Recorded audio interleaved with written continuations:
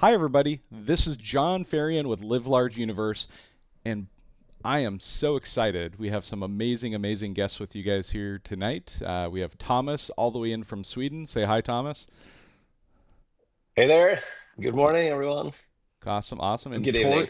Tori, yeah, no worry. Yeah, it's evening here, morning there. It's going to be a fun conversation because what is it, Thomas? Is it like 3 a.m. your time right now, or 4 a.m. roughly? Well, it's 4 a.m. right now, 4 so a.m. we're So we're we good. finally broke the It's 4. morning. It's now morning, not just the middle of the night. So Yeah, awesome. And exactly. And Tori, you're here. If I remember right, you're still in Colorado, right? You haven't moved or anything, right?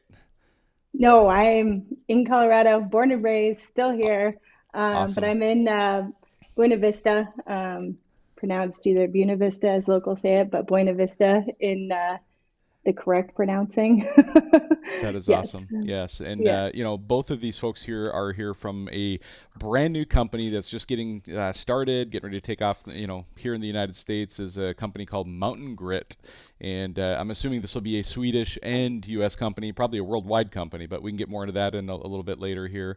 But right now, I want to just welcome both of you. So thank you for being here, and more importantly, let's welcome all of the guests who are going to be watching us tonight here. And so we have people dropping in, and a lot of them are regulars.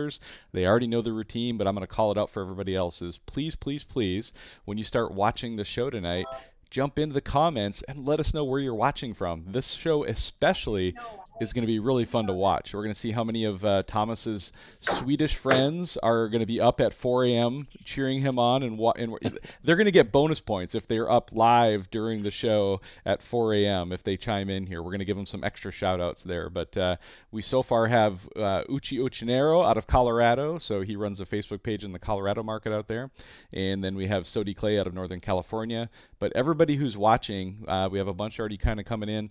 Jump in here, let us know where you're watching in the comment section here. We have Justin is here from Justin's. I'll probably mess up his last name, maybe Savol. Parker, Several. Colorado. So we got folks from Colorado coming in. But again, everybody, as you're coming in, you got two instructions. Drop it in the comments. Let us know where you're watching from. We just love to see where all the people are watching from. And then, secondly, this is the big one. We're going to pop this up in the screen. You guys, right now, if you take time to share the show out, we're going to get you in as an opportunity to win a Kokanee dry bag. So, Mountain Lab is one of the longtime sponsors of my show. Grateful for them and their products. They've got so many amazing products. I got to tell you, just this weekend, Mountain Lab products saved me again. I was out with my Jeep and we were on some trails after some windstorms. Big old trees down across the trail, and I pulled out my Mountain Lab saw and I started hacking some trees up on the trails to clear the trail again. Came in the clutch every time. So Mountain Lab, they got us taken care of. So, all right, let's read some names off who are watching. This won't be everybody who's watching, but this will be a few. This will be great. We have Eric Nelson from Oak Harbor, Washington. We have Charlie here from Colorado. We have Keith here from Colorado. We have Snowmobile, Wisconsin here from Wisconsin. That's obvious. Thank you so much. And then our friends over at Rocky Mountain Sled Conditions are here watching today too from Alma, Colorado. And looks like we got some more Colorado folks. So a lot of fan favorites. So everybody who keeps coming in, just keep going in the comments, letting us know. And then especially for tonight, we'd love to see questions from the audience as we go through the show. We'd love to like entertain questions as it goes because this, Thomas, I think is probably one of your first live interviews on this topic. I think you've done some podcasts already, but most of them have been pre-recorded. Have you done a live one yet like this where you've been able to do like Q&A? N- No, no, this is the first live one, so I'm pretty excited about that. Yeah, that'll be fun. So I challenge everybody tonight who's watching. Please go in and give us some questions to chew on here a little bit later. I'll try to scroll back up and see them, but as the topics come up, we'll go from there. But let's dive in a little bit, guys. Thomas, let's start with you and have everybody hear a little bit about you, a little bit of background about who's Thomas, where you're from, what you've been up to, and how things are changing for you. Well, I'm Thomas, and if it looks like I'm just out of my bed, that's exactly what it is. It's 4 a.m. in Sweden, which is where I live, and I'm not sure how many Swedish followers we're going to be, viewers we're going to see here tonight. That's kind of the ultimate loyalty test from my friends if they're actually up this time of the day and watching this. Um, yeah, I'm my little background, I guess, is sled gear for the past 25 years. Founded a company called TOBE Outerwear a long time ago, and now I'm here together with Tori to talk about our new venture with Mountain Grit. Very cool, very cool. Yeah, TOBE, I think a little fun fact for those who maybe knew, maybe didn't know, but the name TOBE was the first two letters of both of your first and last name, correct? Isn't that how you came up with the name TOBE? That's what I heard. Yeah, that's how the name. That what was the name was. Was never something we really talked about, but then again, the company wasn't supposed to grow big when I first started it, so I just needed a forward letter, and that's it. That's how it always happens. We start out with a just an idea, and it turns into a dream. And when we get a lot of amazing people behind us, things get bigger than we can imagine. And I can guarantee you that's what's going to happen with Mountain Grid as well. This is such a cool idea. Like I'm personally really stoked to be able to talk about this. And I think when Tori gets a chance to introduce yourself, I'll give you a little background on Tori. Is that Tori was a guest of mine on my show back before she was even involved in TOBE at the time, I believe. And you were a female snowmobile athlete who had come from the snowboard industry, and we shared that story back in 2021, I think it was, when I looked up my old notes. I think you said it might have been 2020, but it was right at that season, I think, in that overlap. But excited to have you on again, Tori. This is your second round on my show. But please take a minute to introduce yourself, a little bit about where you're from, and your tie-in with Tomas and TOBE a little bit. Yeah, no, I'm psyched to be back on here. I had a blast back. I mean, I could remember our conversation back in, That's awesome. yeah, like you said, 2021. But geez, my background is long, so I'm going to do a long story short. There you go. So yes, my started in the snowboard industry. I directed a nonprofit organization in Steamboat with my background as a competitive snowboard athlete for about 11 years.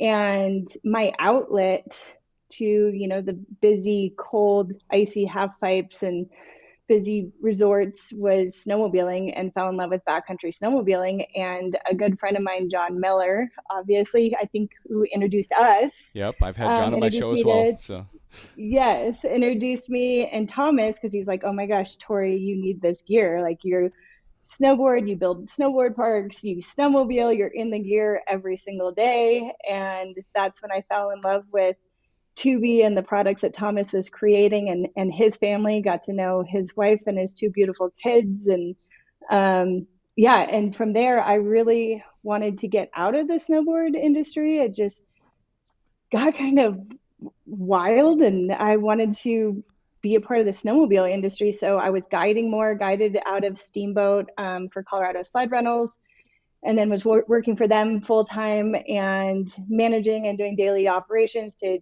guiding and being on my sled 5 days a week. very cool. And then, yeah, TOBE actually reached out to, at the time that I had talked to you back in 21, I was an ambassador for TOBE, for snowmobiling, snowboarding. And they had kind of a change of staff, and knew that I had a sales background. My family runs an amazing sales company called Sales Guys, where they bring in companies from all around the world into the US. And so I have a big sales background. Jumped in with TOBE in sales, and was the national sales manager for over 4 years. And learned so much, had an incredible experience with our whole sales team.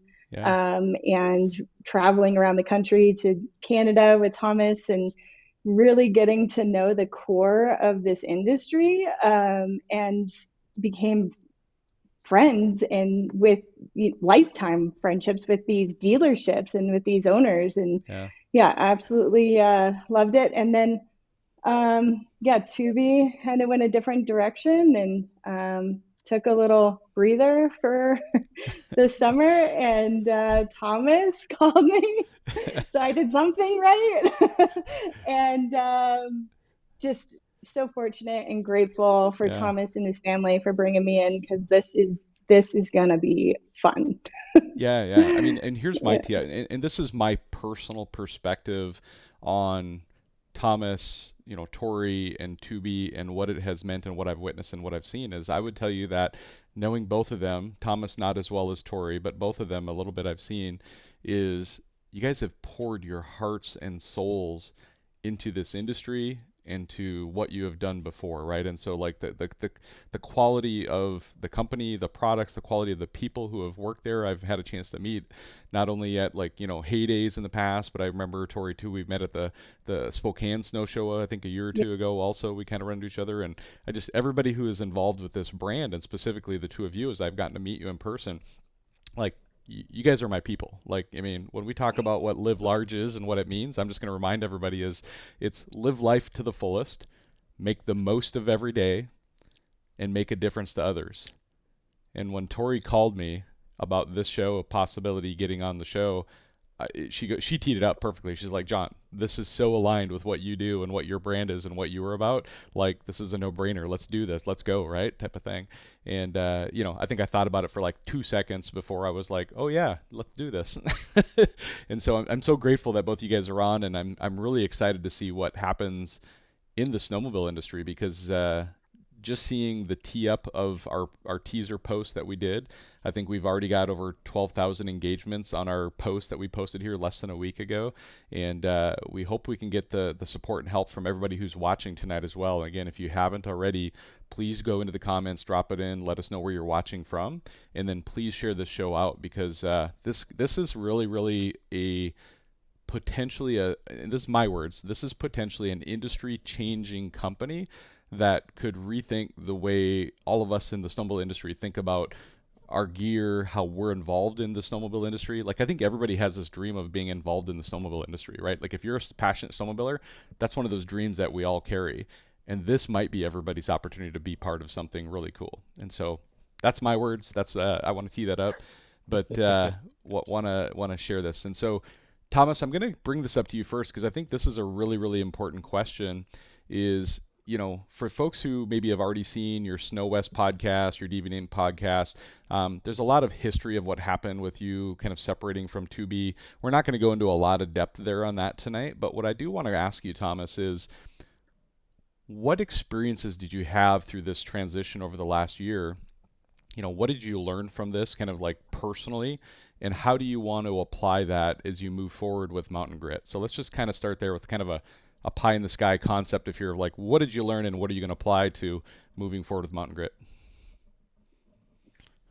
Yeah, I mean, obviously, the 25 years that I had with Tubi, and going from basically it being a garage company to becoming an international company, it's what I saw disappearing along the way was kind of the soul.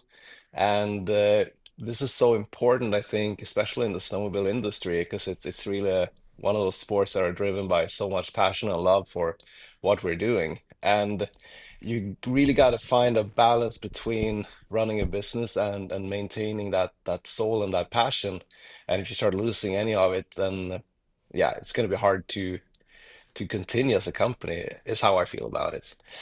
And I think that was perhaps one of the most, like, the biggest learning experiences from running 2B, that, you know, starting Mountain Grit now, we gotta figure out a way of safeguarding that passion and that soul in the company so that we just never lose it. And that's been very central in the thinking about, you know, getting into this and preparing everything and kind of shaping up the values of the company. That's awesome. That's awesome. And so you've kind of teased into it a little bit, but I'm going to ask you a more direct question now to kind of take us to that next phase is, you know, as you reached out to, like, well, let's talk a little bit about, I think I'm going to take things out of order from the way we prep the notes, because I think this flows better is, you know, let's talk about the people, Thomas, that you chose to put your arms around and pull back into what is now going to be Mountain Grit. I know Tori is one of these people. Let's talk a little bit about, like, what went through your mind and your head as you decided, like, who do you want on your team, and what values you know, are you looking for in those new team members that you want to bring on? Let's start there, and then it'll transition into some more questions. Yeah, no, I think it is. It was very important for me to have a core in the company of people that I know, like, inside out and trust 100%, and also people that have a very natural understanding for for snowmobiling and the industry itself and the people in the industry. Like you got to have a background in the industry. I feel like it's Yeah. hard to explain something to someone who's just never been around the people or grew up around the people or had a passion for the writing itself. So that to me was very important. But it became honestly, it wasn't too hard to figure out who I wanted on the team. Uh, both my designer Alex and Marianne for running things in the background, and Tor. There, these are people that I worked for a very very long time, and it's just that's the kind of people that I need to have around me for the next venture. Yeah, no, absolutely. And Tori, I'm gonna actually bounce this back over to you now. Is that you know, there was an you had separated from 2B. I recall, like I remember you were, I'm one of your background kind of allies and Yeah. supporters, and we've stayed in touch all along the way, which I love. This is that. When you left 2B, you actually joined another company for a little while. That didn't work out again. Like it was an emotional roller coaster for you this year. And so let's talk a little bit about like from that moment that you Oh found out you, gosh. you weren't going to be at 2B to like the high hopes that you had of working for another company that I think will mostly leave nameless, and then for you to like get the call from Thomas. Like take us through that transition, and then let's wrap up with the call from Thomas or your call to Thomas or however you guys got connected to kind of get things kicked off with Mountain Grit. But tell us a little bit about your This transition. wasn't in the script, It wasn't, but John. that's what's awesome about a live show. I, A I live was like, show. I know he's going to get to this point because I had it was hard. I mean, obviously Thomas, like his company, his baby for years, like his family, I mean, poured everything into it. Like I felt the same. I mean, Yeah, it was yeah, it was really hard. I poured everything into it. I mean, I I towed know. the tiny house around, there's so many stories behind that. And not even that, like these amazing friends, family members who all contributed to our success with Tubi that made it happen. I mean, I have a list of these core amazing ambassadors, but no, they were family members, friends that made it happen. It was a part of me essentially. Like You I felt believe so much in Thomas and the products that him and Alex produced, and Marianne, oh my gosh, her behind, like what Marianne does on the computer and behind screens like is incredible. So it's just this dream team that was the hardest part. Is I'm like, I don't have Thomas or Alex or Marianne, and it was a piece of my soul. And when Thomas talks about yeah, that, like it was a part of my soul, and it was the hardest thing I think I've ever gone through. I yeah. mean, yeah.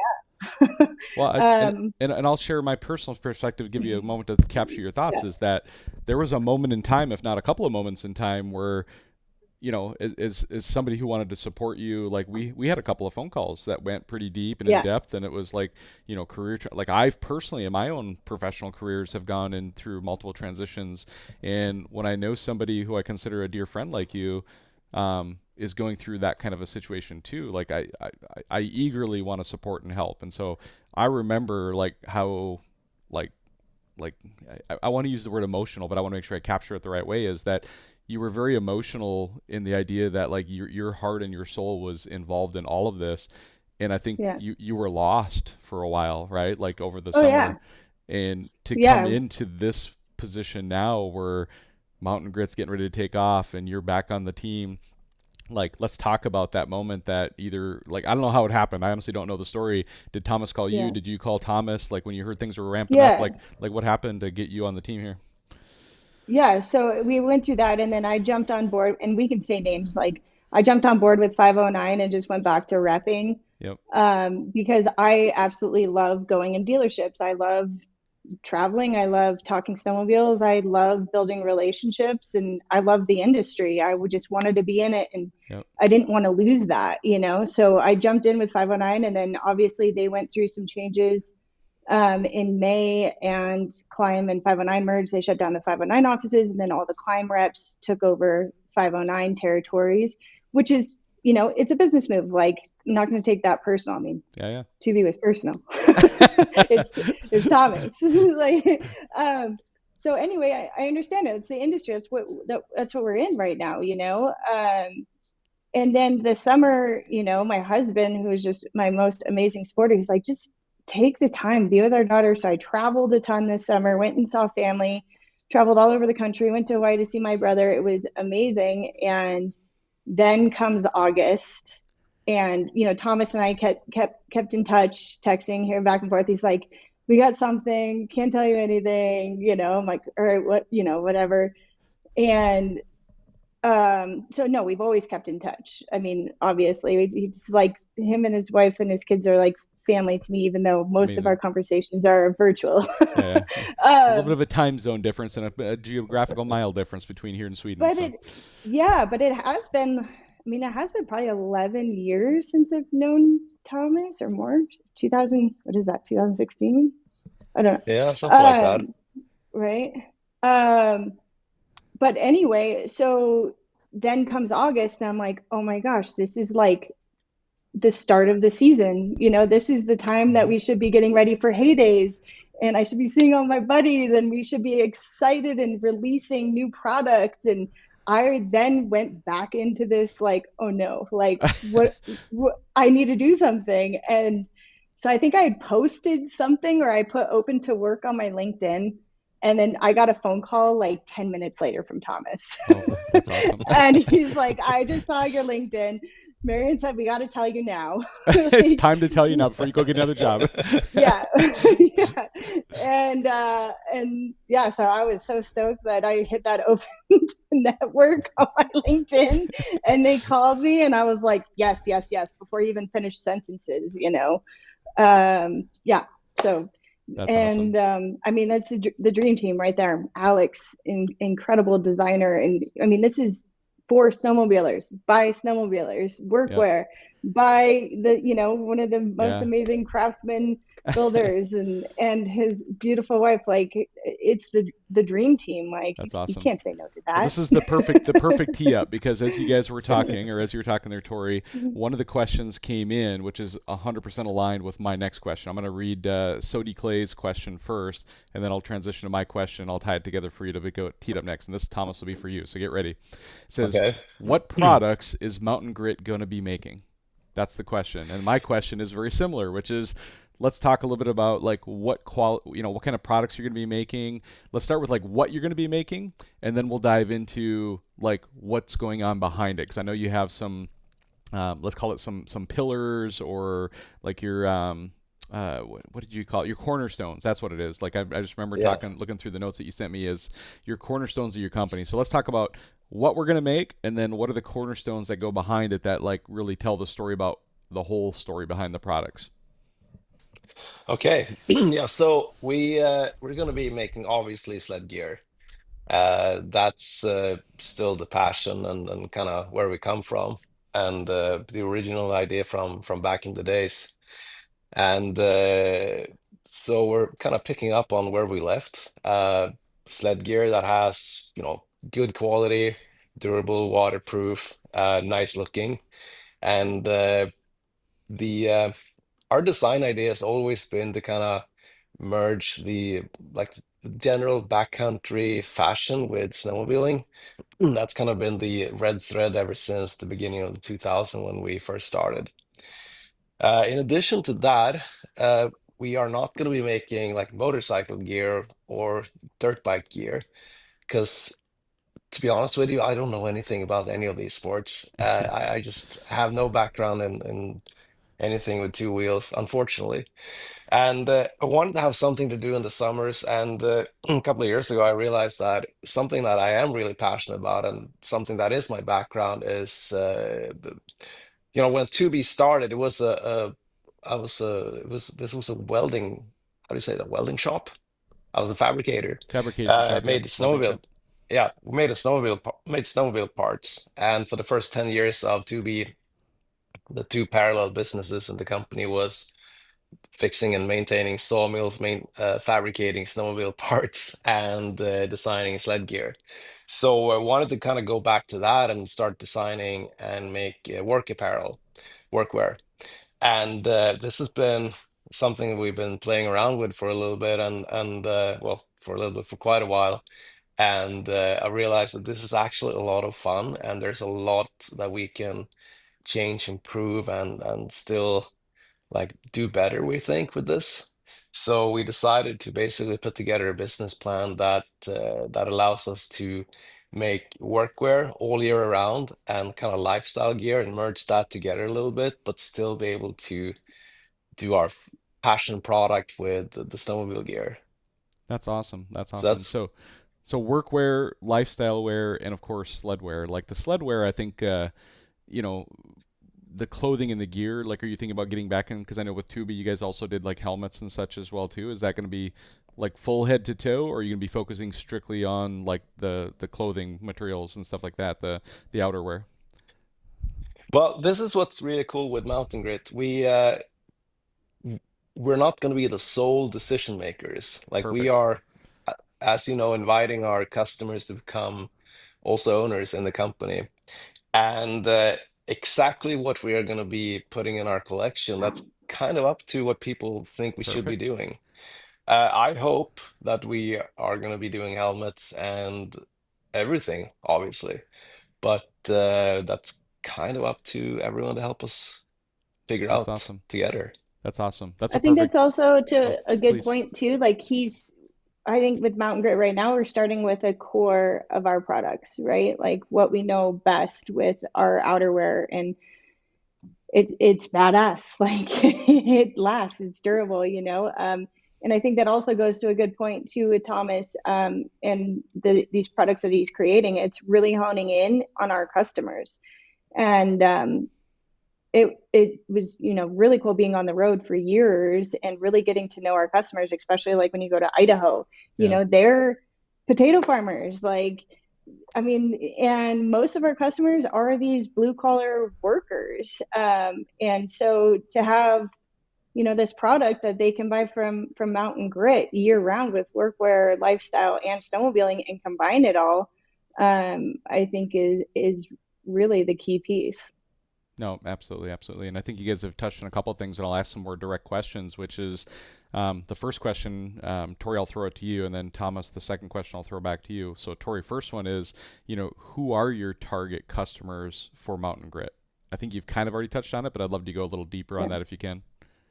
Yeah, and Thomas, jump in on this one because No, you got it. yeah, but jumping on this, I think I just pretty much said it. You know, is that like are these blue collar workers, these families, you know, working with their hands, making a living to pay for these badass snowmobiles that aren't getting any Yeah, cheaper, you know?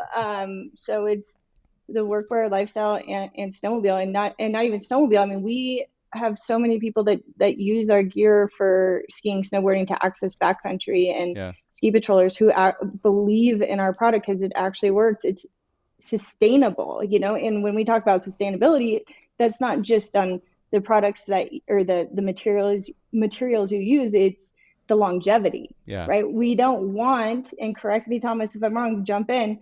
We don't want people buying gear, you know, every single year. It's adding to your collection, and yeah, it's product that lasts, right? yeah, Yeah, no, you're going to spend a little extra money because it's worth it. It's yep, going to keep you warm, dry, you know, and last you years. absolutely. That's awesome. And yeah, Cool. I No, I'm good. Yeah, think that that's answers your perfect. That's question. perfect. It does. It does. Yeah. And then I think that's the next thing I want to tee up to Thomas then is like, let's talk about these cornerstones of the company because I think that's going to be that perfect transition between what Tori just set up and like on the back end, like what are you going to deliver to those customers, which is these cornerstones and what do you hope to bring to the community? Yeah, I mean, when we started brainstorming Mountain Grit and you know, visualizing something like your idea is always the most difficult part because it's like you got everything in your head, but how to put it forward and explain it to someone else. And you know, growing up where I've grown up, like on a farm and working with the kind of things that I've done in my career, I kind of tend to fall back on these references to construction and things like that when I trying to explain myself. And once I realized that what I was really talking about with Mountain Grit was building a very solid foundation for Mountain Grit, our building, then the cornerstones became kind of the great example of what we need to put in place first. And cornerstones are also great because when you're building a foundation, that's the last thing you're going to be changing or moving around or even removing. So once that I had that idea, the four cornerstones became pretty simple for us to put there, and we decided basically for four cornerstones, and with the first one being quality products, and just like Tori said, we like making things that last for a long time, and instead of buying new stuff all the time, just make something that'll last. There's enough people out there. We don't need to have people coming back every season buying new pants from us. Like, no, we don't need that. We rather make good quality gear that people appreciate, and then they'll find something else to buy from us. Second one, and we call it like socially responsible marketing, and we use the hashtag paid forward for that. And the paid forward cornerstone is basically using our marketing money for other things than putting them in the pockets of Google and Meta. And this is something actually my younger brother pointed out to me, I think it was last week, when we first started in the sledding industry, like our marketing money had a way of like circling around the sledding community because we spent our marketing money with the sled magazines, we sponsored these athletes, like we did things where the marketing money in the sledding industry kind of rotated around. But since the past 10, 15 years, or well, 10 years at least, like we're just giving the money away. Like it's not staying in the industry. We're not Yeah. giving money to the sled magazines anymore because that's not the way you advertise. So and the same thing, snowcross racing, everything that we used to do, like none of that money stays in the industry anymore. So I think that only reinforces, I think, the importance of doing things with our marketing money that makes them stay in the community. And the things that, just to give you an example of what we could be doing or are planning on doing, is supporting young entrepreneurs, people that are young kids that are, trying to make themselves a living in these like small town communities around where people snowmobile, like not just Sweden, Canada, but also, Colorado, places where like these small towns that are just slowly dying. That's where we want to be supporting kids that are, trying to make themselves a living, as an example. Uh, the other thing, the third cornerstone was inviting our community to be owners. I think that's hugely, like, very, very important to us. We need to spread the ownership of Mountain Grid so that we have uh, more people being involved and feeling involved than just us founders. So we came up with the idea to crowdfund the company instead of going out and look for large corporate investors that eventually will gonna try to make a quick exit and make their money back faster than perhaps our sledding community sees beneficial. And the fourth cornerstone is basically we talk about it as an ecosystem.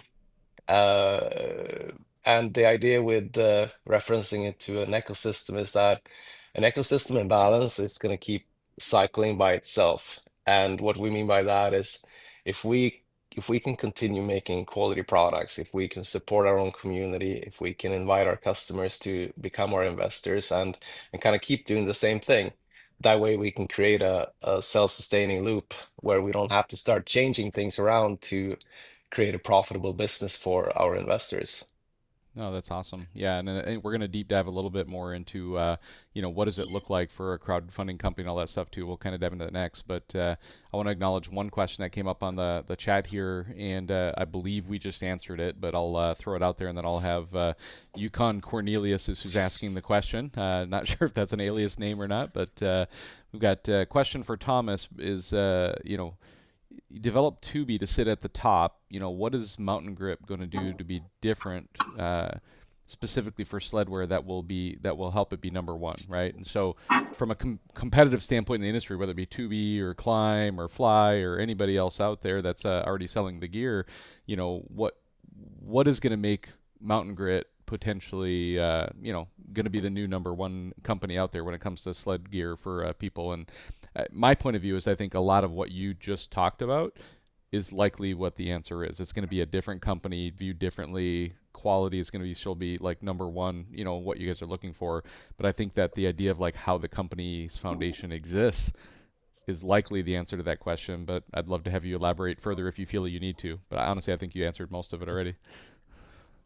Yeah, no, I think you're right. At first, I understood the question as like from a technical perspective, but no, I think you're right. What makes us different is going to be just the way we're setting up the company to yeah, to be different than companies perhaps are set up normally. Gotcha. Is there anything And I around think the? that's a, Oh, go ahead. I think, Sorry. sorry if you don't mind if I No, jump in, please, please. but I mean, obviously everything that Thomas said, I think answers the question, but really, I mean, is staying to our core. Like he says that so much is, the soul and the brand is staying to our core, which means we're always gonna have the best quality products. We're never gonna put shit product out there. Sorry for my language, but we're not. And by this, by this business model, we can continue to do that. We don't have any of these big investors breathing down our backs, and we got to get rid of this stuff in the warehouse, put it all on discount, and look for a different, factory to make cheaper product to make more profit. Never. That's never going to be the case with this. It's Yeah. always going to be producing quality products, and that's game changing in this industry. And we even saw it in the snowboard industry. That's why I got out of that industry, was you saw all these core. I think Thomas posted a great video about it. I think you have to go look back at his social media, go follow him on Instagram.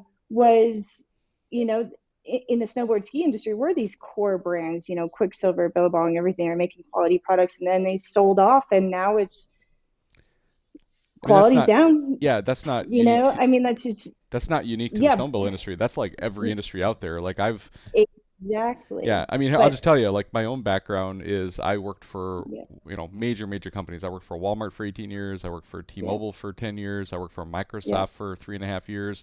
I now work for TikTok, believe it or not. It's actually kind of a crazy experience to be at a social media company now and be part of these big organizations and see what goes on. But like I'm an off-roader also, so I have Jeep, and so there's all these stories of companies who were a small core company that was started. They get bought out by some other larger company, a parent company or some big investor, and they just take the name and they leverage the name to continue to drive sales while reducing costs in the infrastructure, and it becomes a very profitable company until the company name brand kind of starts fading away, unfortunately, is what happens. It's a very, very natural, I don't want to say natural, but a very, very normalized way yes, that large companies eat up smaller companies. They use the name brand that had been built to, at least for the next 2 to 5 years, reap the benefits of those customers who still had trust for that brand while watering down the quality. And I think that's what you guys are yes. trying to, like put a pause button on. Like we want to start a Not company. trying to, we are doing it. Yeah. Like you're starting a pause button on that Yeah. repetition that keeps happening to all these companies, and by doing crowdfunding. And I think that's the perfect time to let's go into this concept of crowdfunding, because I'll be honest with you, even when you guys told me about it, like I had heard of it, I knew a little bit about it, but I found myself getting ready for this interview, going out and personally doing some research and some, some internet searches to see what I could find and learn about it. And it basically confirmed most of the things that I suspected, but I'd love to, in your guys' words, help the people who are interested in your company, learn about like what is crowdfunding, how does it work, and in a very general sense, like what could somebody who invests in a company through crowdfunding expect short and or long term. Like why would they invest their money? Like what's in it for them if they're an investor? Like think of it that way. So So the and I should start with saying that there's some limitations to what we can say of about course. our crowdfunding specifically, Yep. because the rules around crowdfunding um, basically prevents us from giving information to certain investors, but not to other investors. So we have to talk about crowdfunding and our crowdfunding in very like general terms. Yep. That's just to make sure that it's a fair, And that's it's exactly fair and how I square for asked the everyone. question because I was onto that. Give us some Yeah, general no, sense. no, Like we're if very somebody was investing in some other crowdsource company somewhere else in an imaginary world, what could they think of, and how should they think about crowdfunding as an opportunity? exactly. Yeah, so I think most people probably have heard about crowdfunding in a shape and the form of like Kickstarter campaigns. Yep. And I think there's two types of crowdfunding basically. It's either the one where you go out on the market and talk about, well, we got this amazing product, we have this prototype, we want to produce it. Like I need to sell 1,000 of them to be able to put it in production. So what do you say, guys? Can we get together and do that? So that's usually like the Kickstarter type of campaigns. Equity crowdfunding is a slightly different thing, and that's what we're doing. We are essentially selling shares in the company, which uh, uh, which makes an investor basically an owner of the company. So we're selling individual shares, and that's a different kind of crowdfunding that I think is less common, but it's becoming more and more common. And for us, with the kind of thinking that we have of creating a wide base of owners and investors rather than one single corporate investor, uh, just made the equity crowdfunding like a perfect way for us to achieve that. And the rules, we're actually not able to do this in Sweden, where I'm from. So you said in the beginning something about Sweden and the United States. So this is actually going to be a US company entirely, and investors are investing in our US company, where basically like all our design work, all product development, everything is happening in the US company. And the US regulations for crowdfunding makes it a lot easier to do in the United States than for example in Canada and certainly Scandinavia. Thanks for the clarity. That actually helps a lot. Yeah, sorry, I lost myself there a little bit, No, but it's okay. Yeah, you yeah, were just kind of that's going into like, general yeah, info. people can buy into and become a share of it, and get into it. And I think, if there's anything else you want to add on, like conceptually, like how should people think about it, like, that way. And again, these are very general Yeah, terms, right? Obviously, those who do invest will get, I'm sure, a bunch of information, which we can go into next in another follow-up question. But like in yeah, a general yeah. sense, like how should people think about crowdfunding? Anything else you want to add?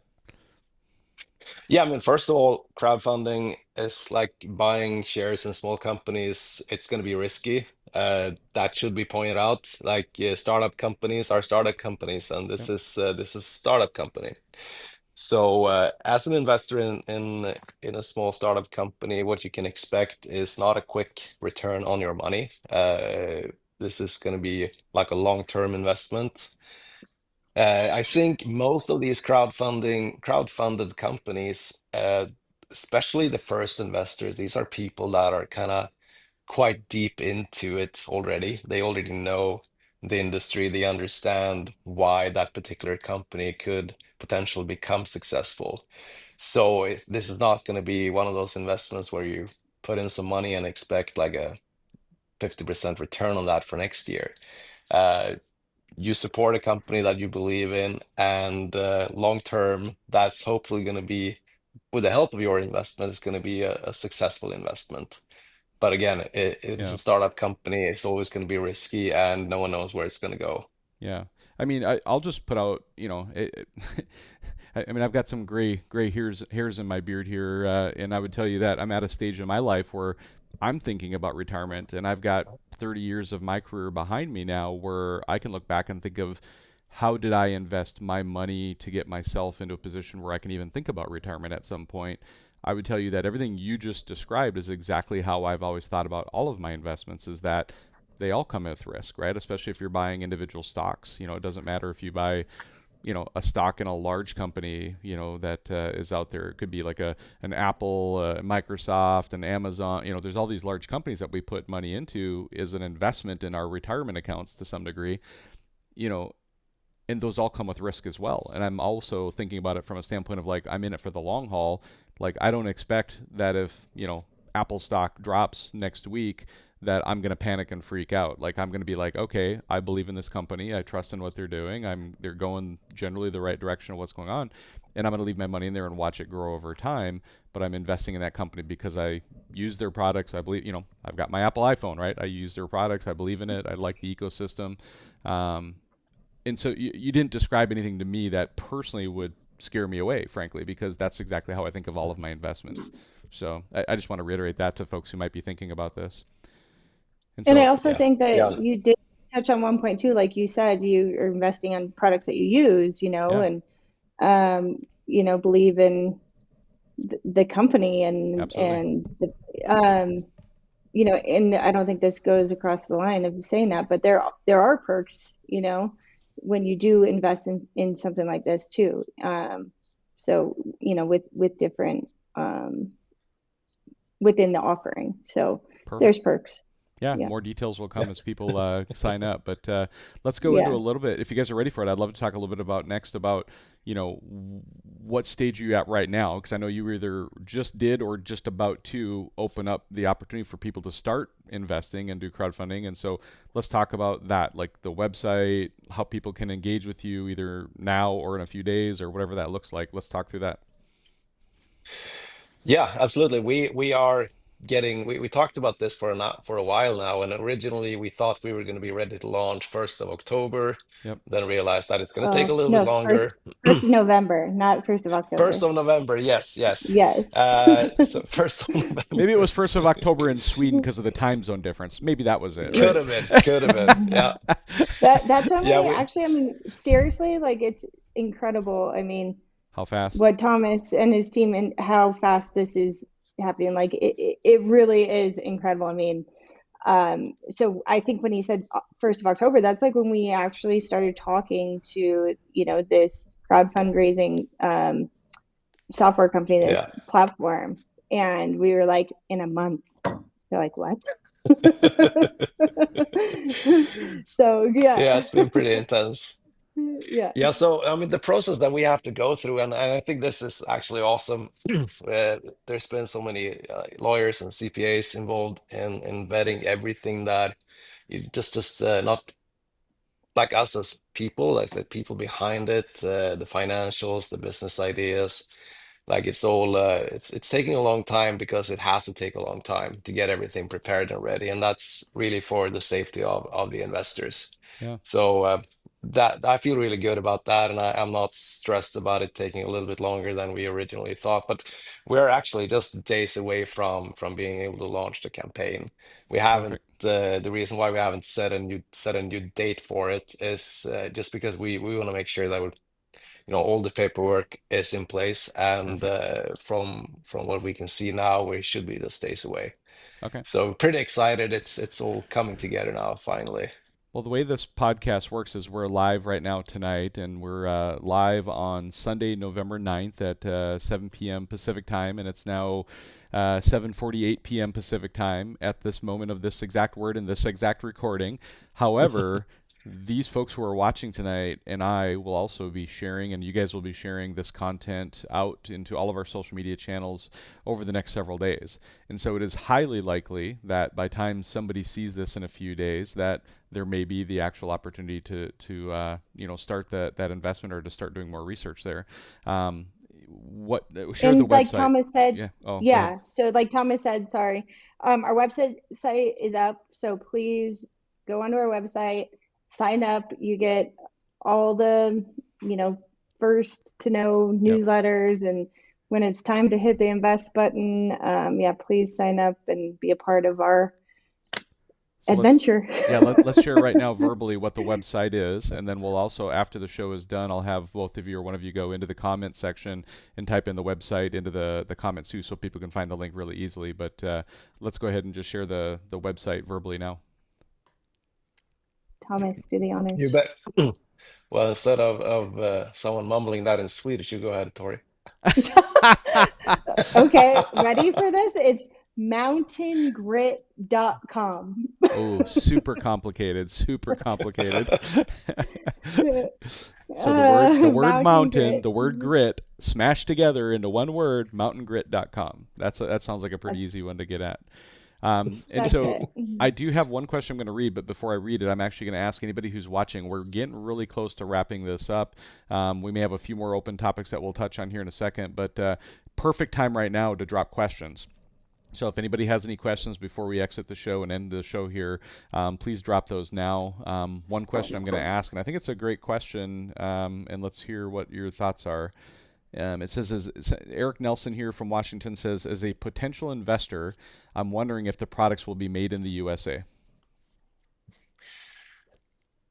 Uh, to the degree that it is possible, we're obviously looking at it production in all kinds of parts of the world. Uh, I think uh, Just shoot people straight. It's there's all we a can always do, right? Like, just let them know. Like, if we know one way or the other, if it's still possible they'd be made in the U.S. or if it's not determined yet, like I think we just tell people, like straightforward, where we're at with it right now, and that it could still evolve. yeah, it could vary with different types of products. Like some of the like highly specialized jackets and suits that we're designing, there's only a few factories around the world where these things can be made Yeah. with the type of quality that we need. Yep. So that's always going to be a limitation. Other things are easier. There's a lot of uh, t-shirt and that kind of production Yeah. still in both Europe and North America that we're hoping to be able to utilize. So, Yeah. and these things are always important, but then at the end of the day, we're always looking to, find the best quality, the best value for money, and make sure that our benefits our Yeah. investors where we can. Yeah. And I would tell you that, I don't know a lot about the clothing industry, but I can tell you that it's very rare to have clothing materials made in the USA. I think there's some that are out there that are there, but when I think of all of the different snowmobile clothing lines that I'm aware of out there, most of them are made in many various places around the world because, you always want to find the best quality products, the best place to manufacture, also balance it with a value for the customers because, if we make a product that is not affordable to somebody, then people aren't going to buy it either, right? And so there's this constant balance and my professional background is a world economy is something you have to look at completely. So I don't know if I should say this. Maybe I should have said this to Thomas before I answered this. I don't know. Thomas, Go don't ahead. hate me. Um, it's wild though. Like, I mean, most of the helmet manufacturers are out of the same manufacturing company. It's out of the same factory, yeah, and it's the same mold. And I will tell you that Alex is a how do I put this, guru, or I mean, he seeks after everything different to produce the best products. I'll tell you that. Um, yeah. absolutely. Okay. Yeah. The next question, actually, also from Eric, is when are the various types of we haven't touched on this yet. We should have actually. Is when do we anticipate the clothing lines, whether it be sled gear or workwear and stuff, becoming available potentially? Obviously, it's still a long ways out. We're still thinking about it. We still have to do a lot of things to get there. But what are your targets? What are your goals for now, and trying to get launched for public consumption? Uh, we have prototypes of most things arriving to the office right now. So we're going to be able to start showing everything sometime after Christmas. And the sled gear is one of those products that takes a very long time to develop and also a long time to manufacture. So it's going to be available for purchase come next fall. But people are going to be able to see the line in sometime in January, February. The workwear and the lifestyle gear is going to be kind of dropping a little bit as we go, gradually along the way. So you're going to start seeing the first products hopefully during the spring. Very good. Very good. Tori, anything you want to add before I go to the next question? No, I mean, it's wild because in this industry, especially on the sales side, you live in the year ahead, Yep. so we're looking at winter 27. Yep. So we'll be showcasing winter 27, January, February to drop in, August, September. But like Thomas said, that's like the most technical pieces we can drop some of the lifestyle and workwear pieces earlier. But it's such a wild experience in this because it's like chicken or the egg, right? Yeah. And people like, I mean, I get text messages every day like, what colors are you going to see, this year? And you have to like explain to them like, no, it's all in development for winter 27 that you can Yeah. buy in 26, Yep. Well, and a big, Um, I'll point out what I believe is obvious, but I want to make yeah, sure is clear to the audience too, is that, the whole point of the fundraiser is to get a company like this, like off the ground, to get it financially ready to invest in setting up these manufacturing, the materials that are going to be required to build this stuff, the designing, like all of this stuff costs money up front. And considering the transition and where you guys are at today, like the whole point of this crowdfunding and why we're talking about this today is so that we can bring and deliver products into that yes, 26, 27, snow year, and then, other work years and stuff too. And yeah, there's a lot of people on the consumer side of the world that don't always realize how much lead time and planning goes into manufacturing almost any product, frankly. Like that's something that I've had yeah. line of No, I sight have to in my career path. So I have literally a 8 ball, that I'm like jiggling when Thomas asked me for a forecast. And this year it's going to be definitely going to the 8 ball yeah, because we have nothing, to forecast from any history. But yes, you're right. I mean, this is the push. Like we want the community to be involved to be able to get this yeah, off the ground and running, and to be able to put in, that purchase order in the factory to produce yep, product that we have to put in, by February. yep.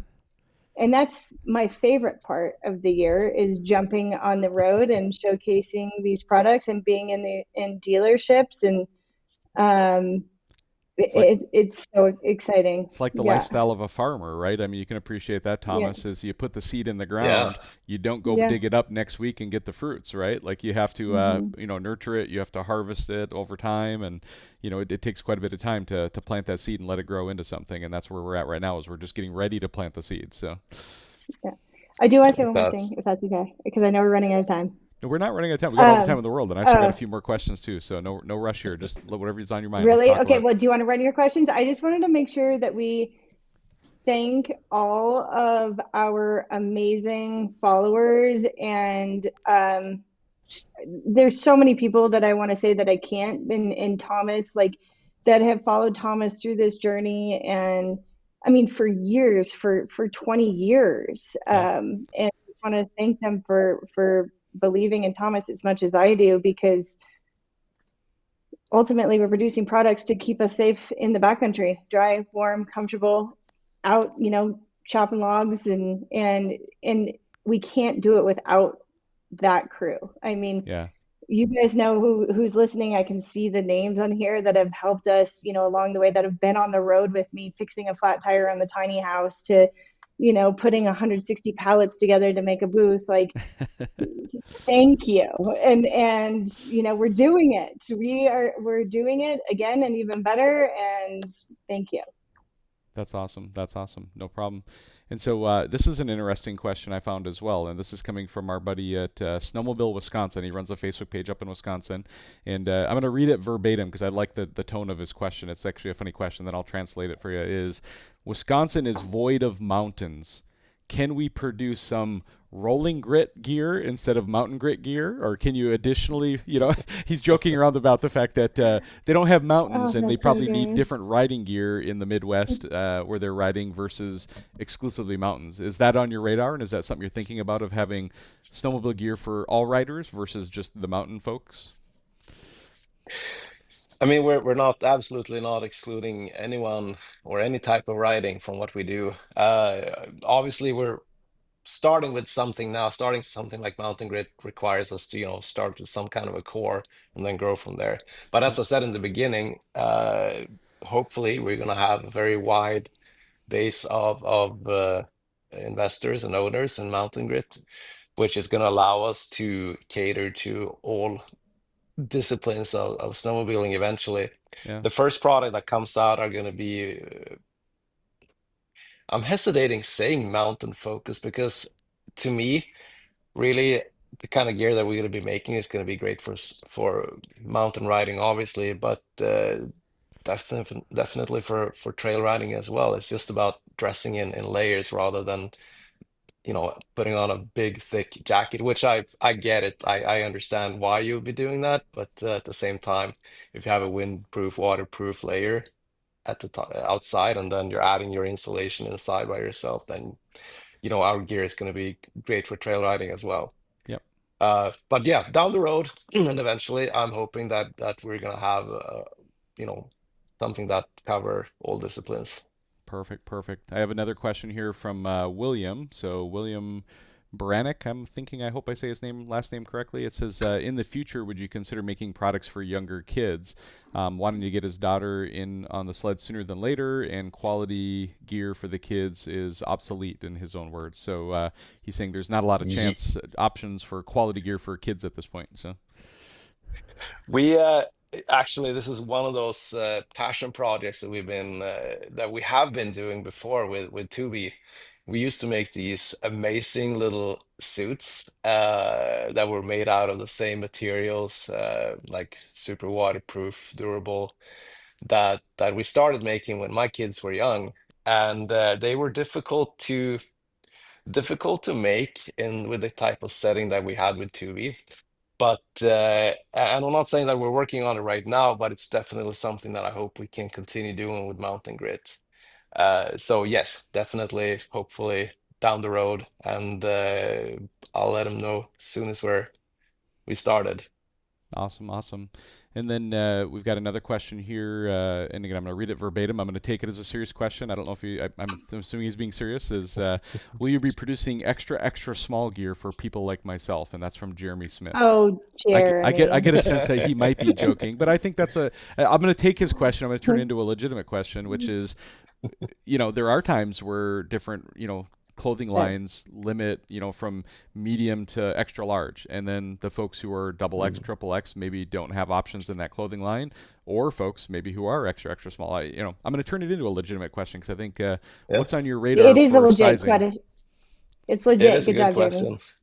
Yeah.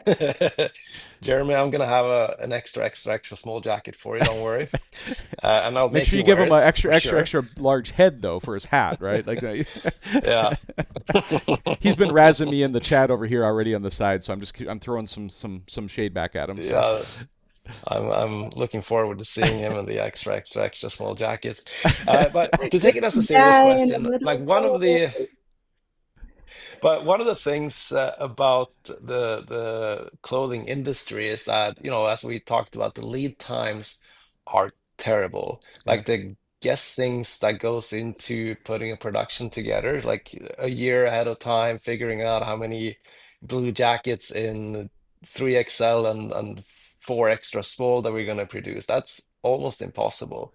So one of the things that actually one of the side effects with what we're trying to do with Mountain Grit and having this wide owner base is having more precision in what we are manufacturing. Being closer to the customer is going to give us much more details on what we should be producing and what we shouldn't produce.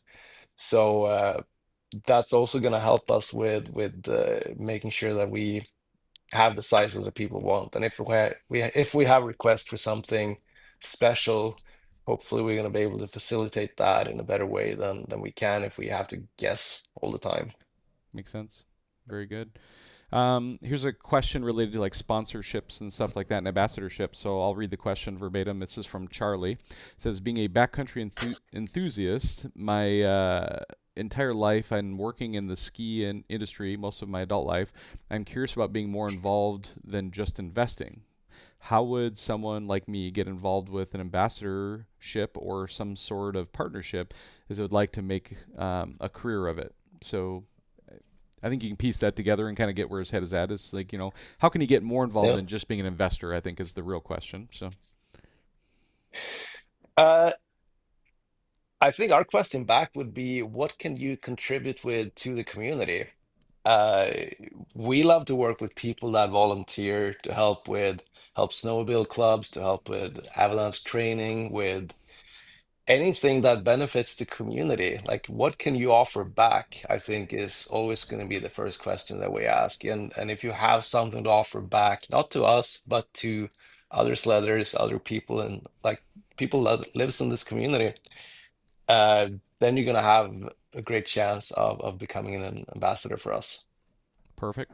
Perfect. That's a great answer. I think that's exactly the right answer too. So that's how I would view the world as well. As I think and this isn't specific to you, Charlie. So don't take this that way. But I think there's so many different folks across our industries and other industries who they want to be part of something and they want to be there, and it's more this insight of like, what can I get out of it, how can I be part of this. Whereas I think my own experience, like if I'll just take a minute and just share my own experiences. If you look at the top of the screen above us, we have all kinds of logos up there, and I would tell you in many cases those interactions I've had with those companies above me are all because of what you just said, Thomas, which is I've been involved with snowmobile clubs for 20, almost 30 years.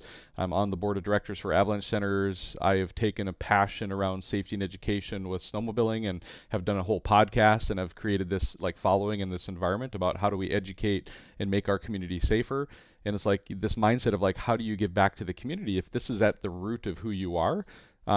You as well, Charlie, or anybody else who's watching, can get probably more sponsorships or partnerships than you could ever dream of, because you as an individual will add so much value to anything that you do that people will be knocking down your door to be part of what you're doing, and it won't even be a one-way discussion. It'll absolutely be a two-way discussion. So that's been my personal experience in my time. And I don't do any of this in the snowmobile industry as a to pay for anything. It's like I'd invest my time and energy and effort because this is where my passion is. And then for me personally, I have a day job outside of that where I've worked for a lot of big companies for a lot of years to pay the bills and to pay insurance on my stuff and to be able to buy my equipment and my gear. But when it comes to these partnerships and sponsorships, it's really just a mutually beneficial partnership from organizations. So well said, Thomas. Yeah, I think you're absolutely right. I mean, obviously, Thomas nailed it. I mean, and that's how I started. Yep. I mean, I was going to shows and helping at dealerships sell TOBE gear and get the word out. And um, yeah, I mean, and being a part of it, how can we give back to the community and utilize these amazing Yeah. products to do that, right? Yep. Absolutely. Awesome. You guys know who just showed up? Mr. John Miller. Mr. John Miller's in the Uh, chat. So Finally, he just says, now, "Dang, I'm Hey, late to the party," but that's okay, John. Good after for I you. Is mentioned him, It's recorded. You can watch it afterwards. It'll be there still, and it's going to be over on YouTube too. I'll share the YouTube link out with both Thomas and Tori, and they can share it out wherever they want to also. So it will live forever in infamy here. So, all right. Any high-level topics that we haven't touched on? I'll start with Tori first. Anything? I mean, we're going to wrap up with thank yous. Like Tori already got into that a little bit. I'll finish up with that. But is there any other topics that we haven't touched on overall that you want to still touch on before we wrap things up? Tori first, then I'll go to Thomas, then we'll do thank yous at the end. I think we pretty well covered it. It was I really think we cool did. to end on that note. Thanks for that last question coming from um, Charlie. Charlie. Yep. I think that was a great ending to it. Like Thomas said, and what we're doing here with Mountain Grit, it's all about community and producing amazing products to keep you safe, dry, warm in the backcountry and while working. And it's going to take a whole community to build this up. And I think that's the coolest part. So I think that was a really cool question to end on. And I said my thank yous. But again, thank you. And thank you, John Miller, since he's finally on, for introducing me to Thomas so many years ago and introducing me to John Farian. Yeah, I was going to say, I Yeah, think John Miller was the guy that introduced me to you too, if I remember right. So yeah. awesome, awesome. All right, Thomas, any topics you want to touch on before? If not, you can just wrap up with some thank yous to everybody. But if you got topics first, let's touch quick. yeah, no, I well, thank you to begin with for having us, and this has been a lot of fun. And again, this is my first live show, so that was an experience. Yeah. No, I think